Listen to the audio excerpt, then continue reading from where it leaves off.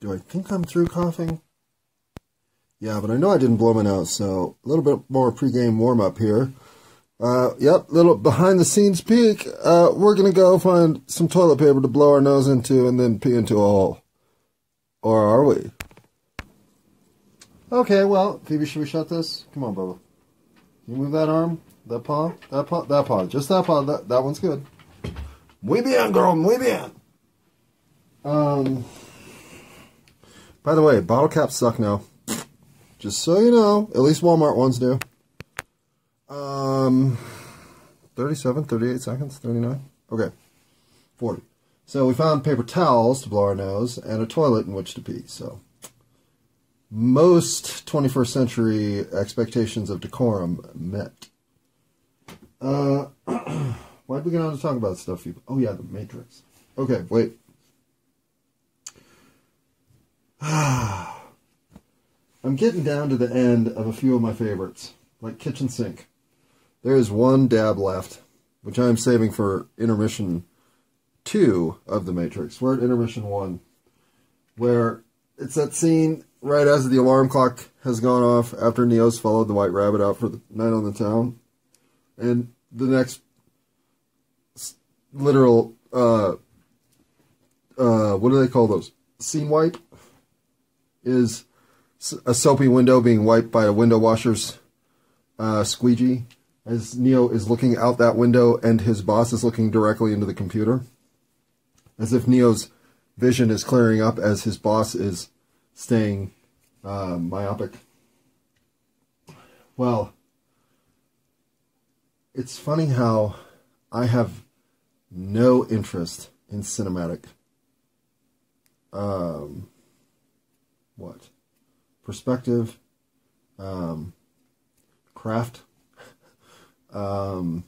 creation, creativity, but somewhere, either through osmosis and cultural specificity, or just enough sidetrack, sidebar, side interest amalgamation of knowledge to be more sophisticated in how I see cinema. But a movie like The Matrix that you haven't watched in forever is a really good opportunity to see things new in the movie, especially because you've changed. And, well, I guess that's what I got on to talk about.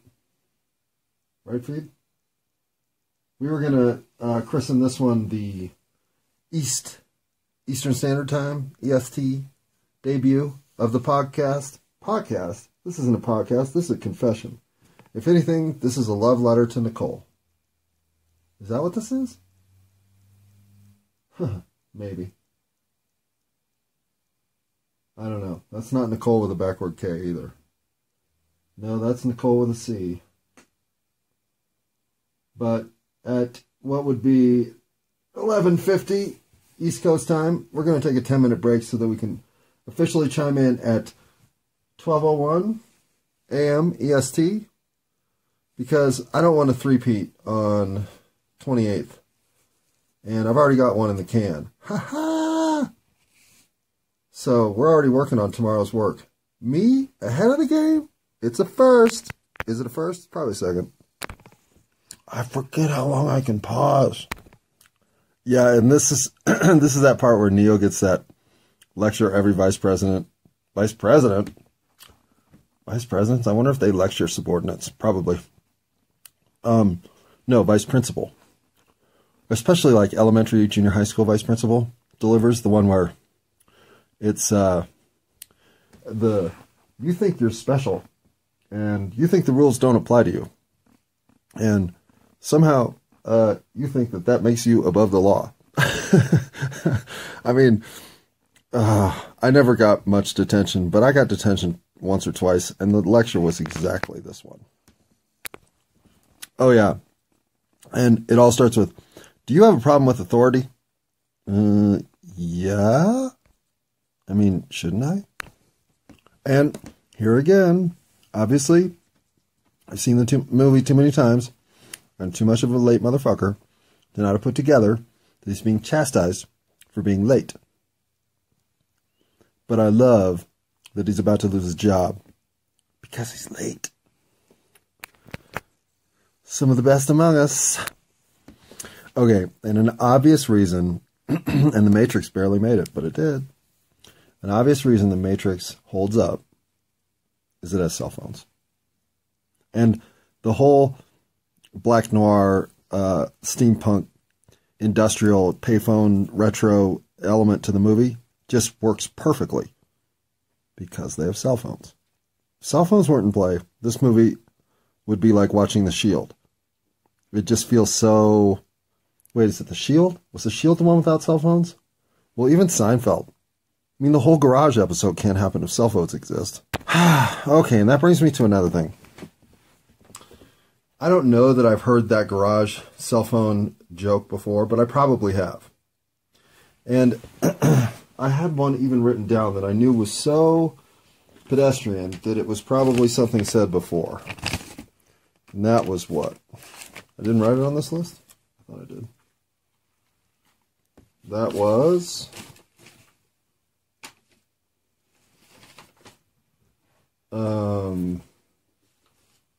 Android, I see you. Really, dude? Really? I said that. Android, I see you. If that's not a joke off of a Saved by the Bell episode, well, it can't be because that was way before Android. If that's not a joke off of a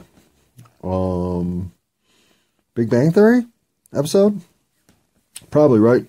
So, none of my stuff is original, nor is any of the stuff that I say meant to be a malicious borrowing of copyright intent.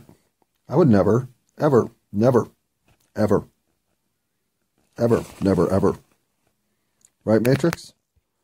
What? Principal's office? I've been called to the where? Oh, what'd I do? Well, apparently I forgot that I'm part of a team, and that the team is only as strong as its weakest link, so either I start coming to work on time, or I'm going to get fired. Okay. The cinematography, especially the lighting of facial close-ups, in this movie is terrific. And it starts terrifically with Trinity in her escape from the big truck. But with a mouthful of bottle caps, I shouldn't be talking, so hang on. All right, well, now with a mouthful of fewer bottle caps. And at 12:01 EST, time for you and me. If this were live in some capacity, of which it's not because, well, you know me. But this officially makes it my 11/29/22. How you been? No. How you gonna be? How you gonna be? Well, I'm gonna be watching The Matrix. And I'm gonna be getting me a better cord so that stops happening. And then we'll be back. So, you be good too. Talk to you on the flip side of The Matrix. Oh, I have to do it one more time. Sorry, folks. Woohoo! Hello, universe. It's snowing at 2:47. 2:47? 2:46? What time is it? 2:47. In the AM, in the Tuesday, November 29th, part of the Cosmic Time Continuum. Here on planet Earth in Milky Way Galaxy. Where Star Trek was a series in 67, 68, and 69, I believe. So, reference from there. Okay. I've already spoken about The Matrix. So, I'm not going to full-on geek Matrix out, but... wow. Am I rubbing myself while I'm talking about The Matrix? Okay, Trinity. First of all, I do have a friend. Not really a friend. I worked with a woman at P.F. Chang's. I guess we're friends, right? Wouldn't we be friends? Sort of. Dana? What would we be? And her husband looks like Keanu Reeves, and she looks like Carrie-Anne Moss. And they do the Matrix thing at Halloween. They did it like 3 years running or something, if I remember right. Or at least I saw them do it twice. And it's great. It's it's a great costume, I gotta say, for both of them. But the opening scene of Matrix Reloaded, not Revolutions, that beating heart stuff's stupid. But when Carrie-Anne Moss comes in on the motorcycle and does the gymnastic backflip and just tears apart the station. Oh my God. I mean, that would almost put her above Jodie Foster. But Jodie Foster did Candlesticks, so there's still that. At a time when I was 10, so my crush was appropriate, thank you, not Taxi Driver-y. Pause. I mean, and then she followed it up with Mission to Mars, right? If I believe my cinema organizational drawer is still filing correctly. Did she have a movie? Did she make that during the pause between 1 and 2 or 2 and 3 or after all 3? Whatever. Carrie-Anne Moss. One of my adult crushes. Unlike Jodie Foster, who's been a crush my whole life. As has, who's been a crush my whole life? Farrah Fawcett, Jodie Foster, Linda Carter, and I'm sure others, but those 3 for sure. Oh, I won't do Wonder Woman. Wonder Woman! Okay, well, you know what I didn't do? Get on here to talk about Linda Carter. Although, I would get on to talk about Linda Carter anytime. I think she is one sensational human being. Not just for her role as Wonder Woman. Anything she's done afterward just cements her place on the shrine of people you're glad were picked to portray your favorite childhood heroes. They made Linda Carter one of the best choices therein ever. Sort of like, what? James Earl Jones' voice for Darth Vader. That was well thought through. One thing you did right, George, right? One thing! But, of course, that sample doesn't even qualify because Darth Vader was created in real time as James Earl Jones. But Linda Carter had to emerge into the suit that is Wonder Woman. So, it's more like saying, well, they really knocked it out of the park when they put that, what was his name, Dobie Gillis or Tobey Maguire into the Superman costume. Oh, I don't know if they knocked it out of the park. They hit a single, a solid one, maybe even a double. They might have even wrapped a triple up there off the wall, but I don't know. That wasn't Linda Carter as Wonder Woman. Oh my God. Obviously, Hugh Jackman, Wolverine. Oh yeah, and Brendan Fraser, Encino Man. And was her in Encino Man 2? Electric Boogaloo?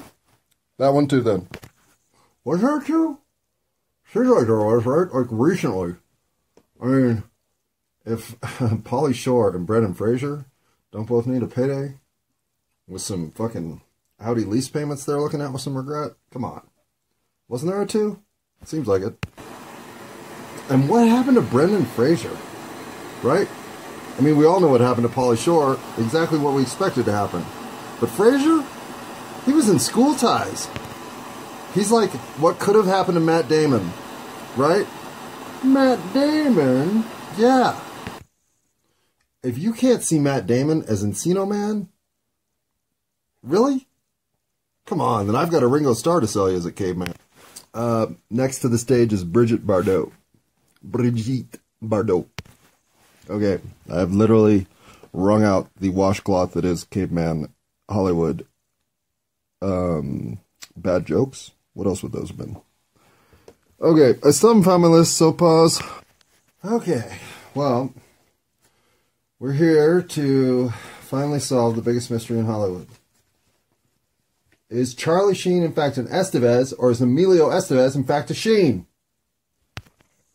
Okay, everything isn't constructed in duality.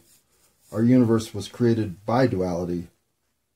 No, the human experience that manifests in this universe's 4 dimensions, 3 in space, 1 in time, are inclined toward duality, comfortable with duality, and honestly seek refuge within duality, even in a universe that offers multiplicity.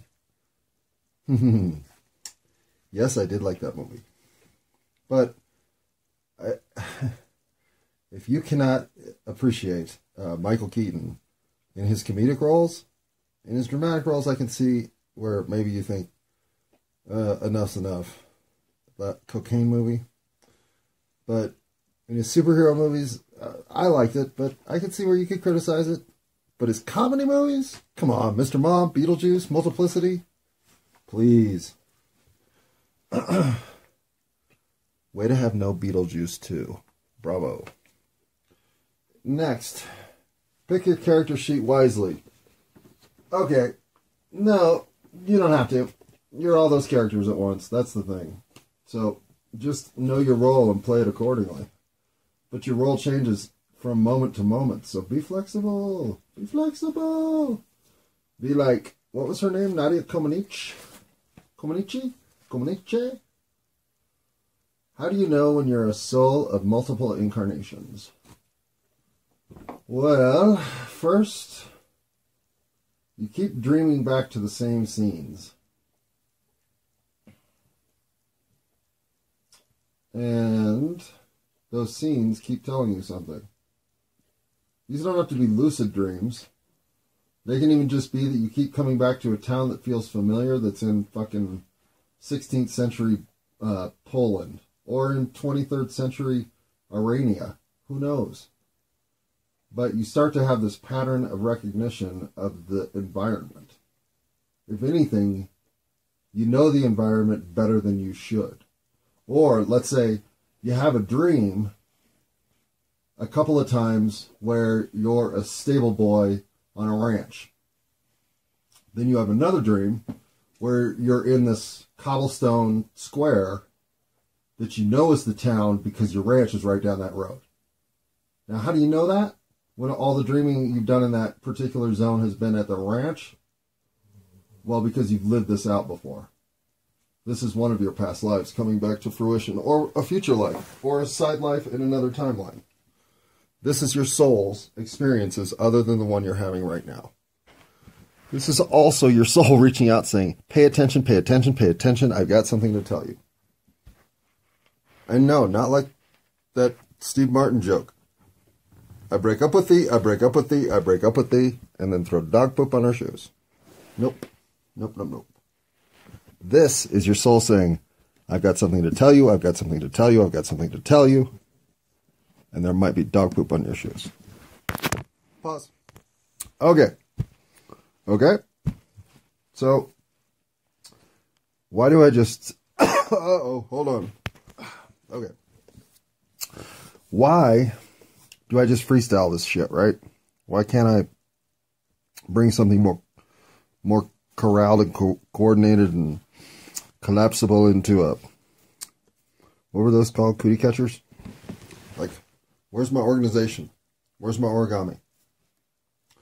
Where's my... Okay. Yo.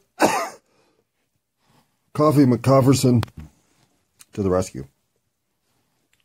Good question. Why can't I be more coherent? Especially when my attempts to be more coherent often produce results I think are superior.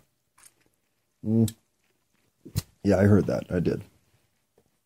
But the freestyling lets my mind refiling go wherever my smiling, inclining, subliming intuition wants to go. Does it want to go put on a Band-Aid because that little thing on my thumb fucking hurts? Yeah, it does. So it does that.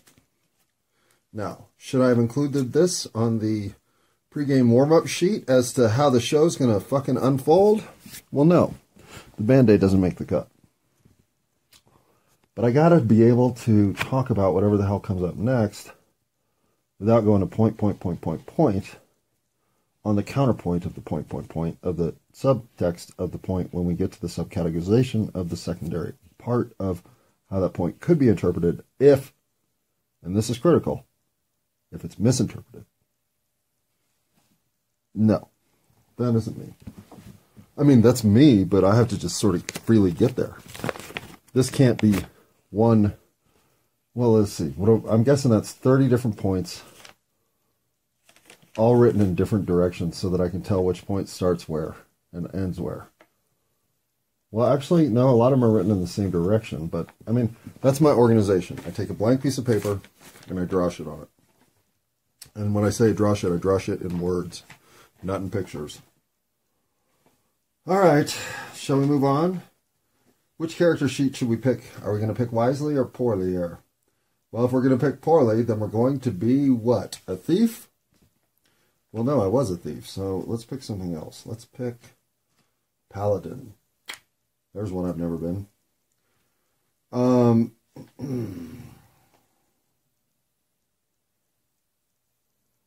Print history.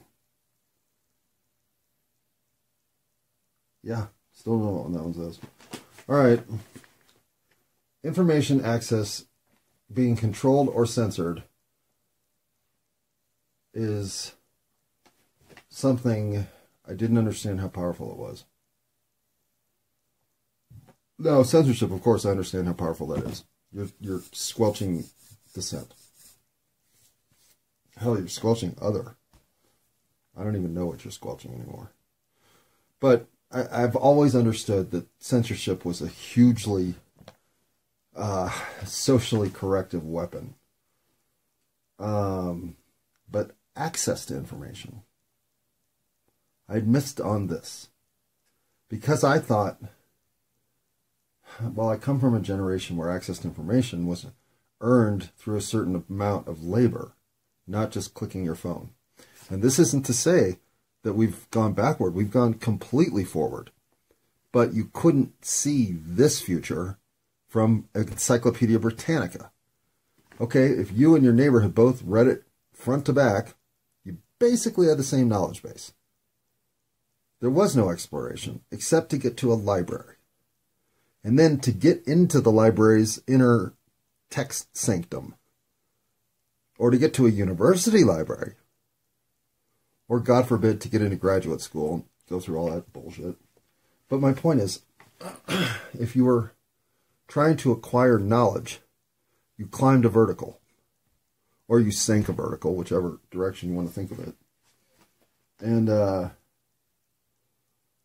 so, access to information really didn't have to be controlled beyond the very elite level of the information.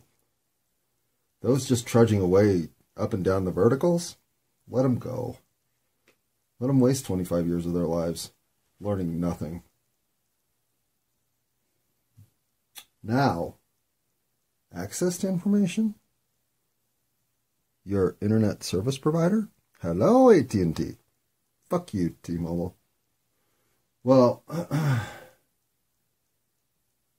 they have a lot of control. A lot more than the ivory towers ever held. Okay, so I said at one point the obvious truth is one place to start. Promote truth overtly and subliminally. Here's the thing. I'm up for all weapons back against censorship, minimizing voices, and diminishing the individuals. If we're going to win those fights, we're going to have to use all the weapons that get used against us, including overt and subliminal methods of promotion. So how does the truth get promoted subliminally? First of all, start speaking it, conversing it in areas in which it can be overheard. I can't tell you how much validity certain thought destinations have gained in just one coherent, conversant moment of overheard discussion between two reasonable people in a public setting that makes me think, I'm not fucking crazy.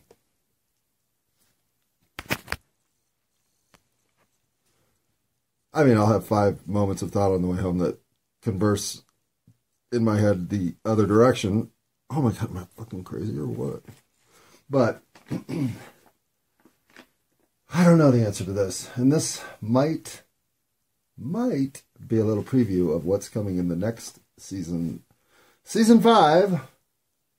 Well, I could be wrong. Hang on, I'm going to pause and do some stuff. and was do some stuff a euphemism for take a dump? It might have been. All right, well, whatever euphemism I used to go to the bathroom, I'm back. Oh, there we go. Pulling my pants up to where they'll sit so I can sit on the bed and give my dog a rub. Hi, Phoebes. Okay, I kind of wanted to get back on that. What happens if you follow the evil road and you get trapped on Earth? Because I know there are souls who've been trapped here.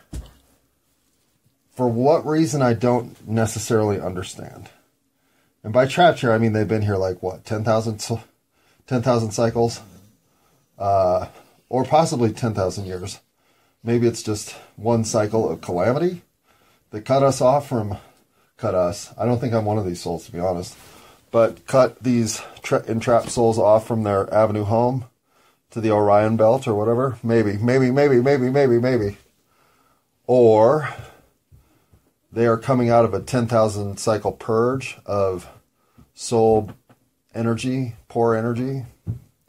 That whole Brahma, I'm not about to talk about what the Hindu tradition is because I don't know it well enough to speak it off the cuff. And I don't ever mean to be disrespectful, especially to religion. Well, sometimes I do. But not like that. Okay. Disrespectful handling my phone? All the time. Disrespectful to religious ideals and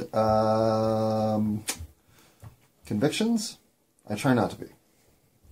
Do your thing. Do whatever makes you get up in the morning with a smile on your face and feel good about yourself. And then go do kind and understanding things for a forgiving world. Okay, so how do you know you're a soul of multiple incarnations? I already got on one of those. That's the multiple dreams into the same area. Especially an area that you realize you recognize more than you should through your dreams. Now, could that just be dream recollection that's waving away first thing in the morning as that fog lifts? Sure. But it's not. It's you seeing yourself in other positions repeatedly. Listen to those situations. That isn't happenstance. That's not coincidence. That's repetitive pattern trying to get your attention. Pay attention. Another one. Phobias. If you have phobias, especially phobias of the if I do this I'll die kind, like phobias of drowning, phobias of falling, phobias of fire, burning up in a fire, phobias of, oh, I forgot this one. This is a big one too. Claustrophobia. A lot of people die in suffocation situations, terribly, unfortunately. But running out of air, yeah, it happens to a lot of people. You've been here long enough.